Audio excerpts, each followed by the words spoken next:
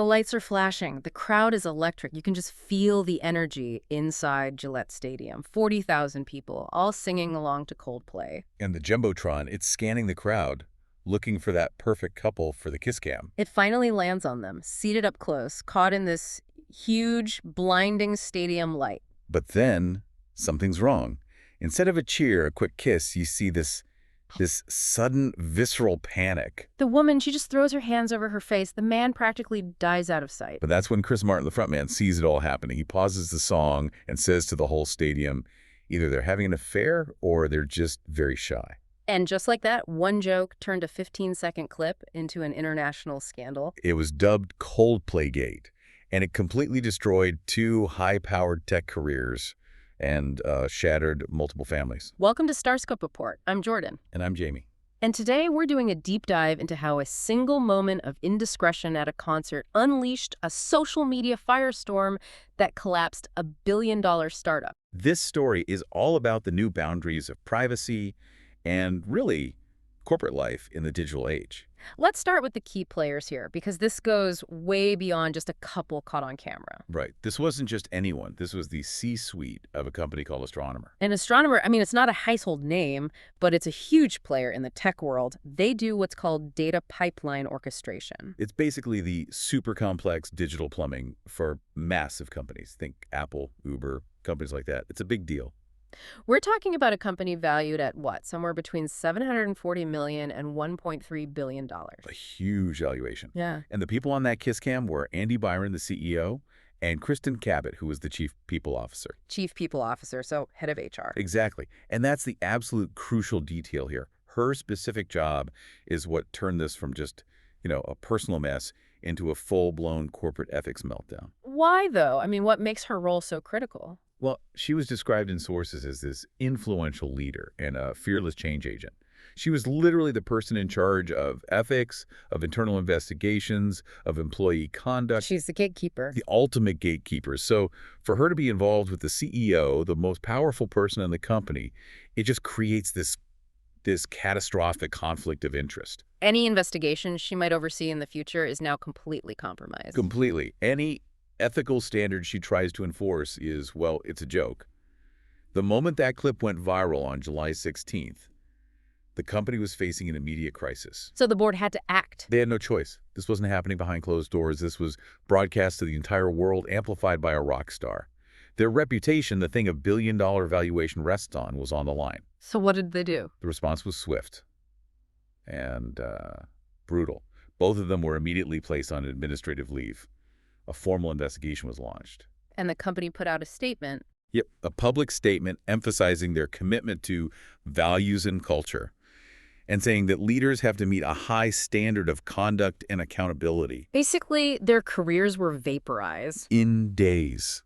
Andy Byron resigned on July 19th. Kristin Cabot was gone by July 24th.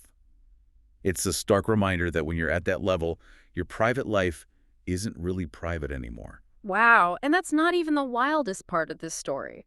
The corporate fallout was just the beginning. The destruction was about to hit their home lives. And lead to, believe it or not, a lawsuit against Coldplay themselves. This is a story you're not going to want to miss. If you're fascinated by how these worlds collide, make sure you subscribe to StarScope Report. We've got so much more to unpack.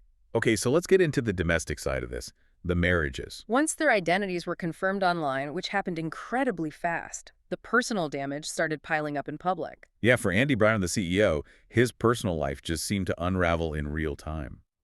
Sources said his wife, Megan Kerrigan, moved out of their home in Kennebunk, Maine, almost immediately. And she made a very public statement, didn't she? A very public, very digital statement. Yep. She changed her name on Facebook from Byron back to her maiden name, Kerrigan, and then poof, she just deleted her whole profile. The message there is pretty clear. Crystal clear. Now, on Kristin Cabot's side, the story had this extra layer of local drama. She filed for divorce from her husband, Andrew Cabot, in August. Andrew Cabot, the CEO of Privateer Rum, he's from a pretty well-known family in that area. Very well known. The Cabots are part of what's called the Boston Brahmin. These are like the first families of Boston, New England aristocracy. So there's a saying about them. There is. The old local saying is that the Cabots speak only to God. So this wasn't just a divorce. The local high society, this was a major scandal. But there's a counter-narrative here, isn't there? Sources close to Kristin Cabot started pushing back. They did. They pushed back hard on this idea that she was some homewrecker. Their story was that she and her husband were already amicably separated for weeks before the concert. Oh, that changes things. It does. And some sources even claim that her husband, Andrew Cabot, was also at that same Coldplay concert on a date. No way. If that's true, it really reframes the whole thing. The issue becomes less about breaking up a marriage and more about the terrible judgment of canoodling with your boss in public. Okay, so while she's dealing with that, what was Andy Byron's reaction to all the public shame? His reaction was interesting. He reportedly decided to sue Coldplay. To sue the band. And the event organizers, yeah. Yeah. He cited emotional distress and invasion of privacy. He specifically blamed Chris Martin's joke for causing all the harm. That seems ill-advised. Ill-advised and unwise is exactly what legal experts called it. I mean, you have no reasonable expectation of privacy when you're cuddling with someone at a concert with 40,000 other people. And the ticket probably has some clause about being filmed. Almost certainly. The lawsuit was expected to be thrown out almost immediately. It's just a terrible idea. A millionaire CEO suing a rock band because he got caught on a Jumbotron. So, financially, in the divorces, does the public cheating actually cost them more money? Not necessarily. In no-fault divorce states, infidelity doesn't really affect how the assets are split up. The court doesn't really care about assigning blame. Unless company money was used for the affair, I imagine. That's the one exception. If you used a joint credit card or, company funds to pay for hotels or gifts, then yes, that can come up. But the public embarrassment itself doesn't legally mean you lose millions in the divorce. So 2 careers gone, 2 families in ruins, 1 crazy lawsuit, all from 15 seconds of video. A catastrophic amount of damage. Oh. But while all that was happening, the company, Astronomer, was planning a PR move that nobody, and I mean nobody, saw coming. And that's where things get even stranger. Next, we'll talk about the shocking twist nobody saw coming. This is where the story pivots from, personal tragedy to what I can only describe as crisis communications theater. Astronomer's biggest problem was its brand. Suddenly, everyone knew their name, but it was synonymous with infidelity, not with tech. They needed a huge distraction, and they got one. Their solution was to hire Gwyneth Paltrow, Chris Martin's ex-wife, as a temporary spokesperson. I know. It's the most meta PR stunt imaginable. Yeah. The person famous for consciously uncoupling from Chris Martin was now cleaning up a mess caused by Chris Martin. And this was reportedly the work of Ryan Reynolds' ad agency, right? That's what sources said. And it was brilliant in a way. The ad had Paltrow just deadpanning, using the scandal as a way to promote their product, Astro. It was cynical, but incredibly bold. So how do people react? The PR world was completely split down the middle. Some people called it a genius masterclass. They said it created instant positive brand awareness and totally shifted the conversation. They leaned into the absurdity of it. They did, but others thought it was just tacky and in bad taste. They argued it trivialized a major ethical failure and showed zero empathy for the families involved. It was all about protecting the brand, not the people. And while the company was getting all this attention, the people at the center of it were left to deal with the real-life consequences. Exactly. Yeah. The corporate entity, it survived. It even thrived. But the individuals were just left behind. And Kristin Cabot finally broke her silence in December of that year. She did.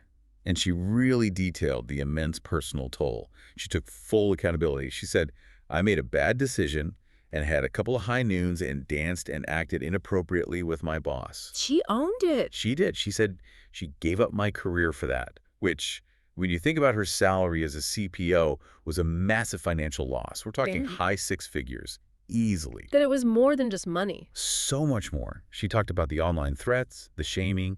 She said her kids, including her 14-year-old daughter, were afraid for their actual safety because of all the online hate. That's the human cost. It is. She made a point of saying, "I'm not some celebrity. I'm just a mom from New Hampshire." She was a private person who made a mistake that was judged by millions of strangers who felt they had the right to just destroy her life. It's like a digital scarlet letter. 2 decades of a successful career, just erased by one moment of panic under a stadium light. And it really forces you to think. The scandal started with a joke from a celebrity, but the real damage came from the sheer scale of the public judgment that followed. The scandal began with them trying to hide from a camera, but the real story is how public our private mistakes have become. It raises a huge question. In the age of social media, is there any line left between a personal bad decision and a career-ending public calamity? Or do all of our mistakes now just belong to the internet? It's something to think about. You've been listening to StarScope Report, where Jordan and Jamie uncover the stories shaping Hollywood, music, and pop culture. Thanks for tuning in, and don't forget to subscribe for more stories that keep the stars shining.